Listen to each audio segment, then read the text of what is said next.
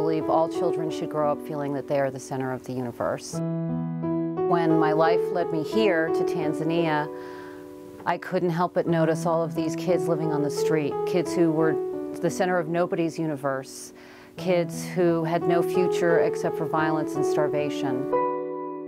And so I thought long and hard about what to do. My name is India Howell, and I grew up on the East Coast of the United States, outside of New York City. It's been a real interesting ride, so come on in. Our children's village is home to 69 kids that were living at risk, kids who had been orphaned, kids who very likely would have either died or gone to a life on the streets. They get 3 meals a day, a bed, a blanket, and a pillow.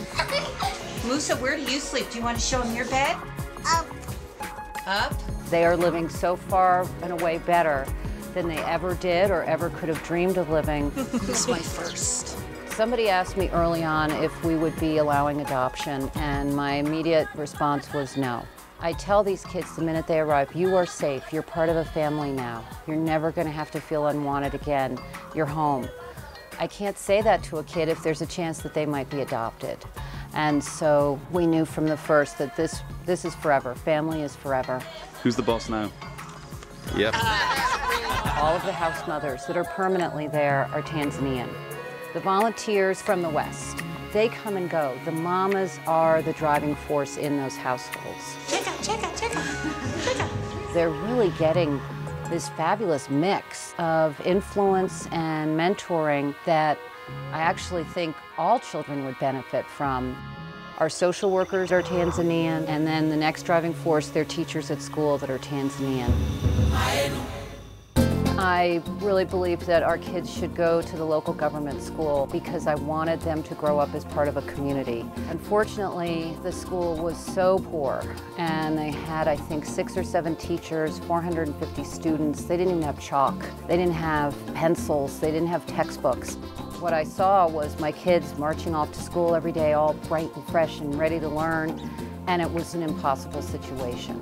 And so 3 years ago, we undertook a contract with the District Education Office of Karatu to manage the school, and we both have the same agenda. We want all of the kids from this area to get the best primary education they can. This is the new classrooms that have been renovated. We've more than doubled the number of teachers at the school. We've got 40 kids max in the classroom instead of 80. Our kids in the community are getting better educated and therefore having a better chance to break out of this poverty.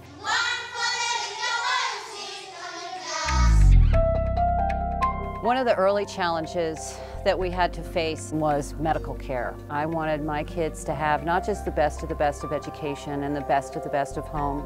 I wanted them to have the best medical care that could possibly be had in Tanzania. Enter Dr. Frank Artris and his wife, Susan. We come up here to the Rift Valley Children's Village 2 days every 2 weeks. Frank and his team come up with a lab tech, a doctor, a nurse, and we offer free medical care to the women and children and elderly of this area. When he first came to see us, he was suffering from serious malnutrition. We've had some pretty scary experiences that came out with a very happy ending that would not have had a happy ending without these two. The support we've gotten has just been actually immeasurable. Where's my hat? What I'm doing doesn't work if my kids can't get medical care. And it's not just about the 69 kids that live here, it's about the whole community becoming healthy.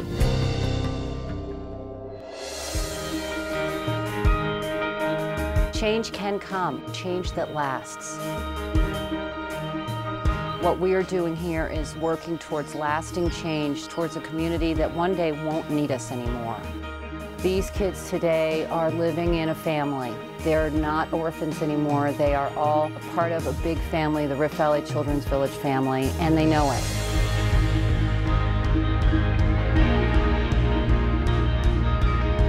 It's like hope happening. That should be the motto. It's happening here.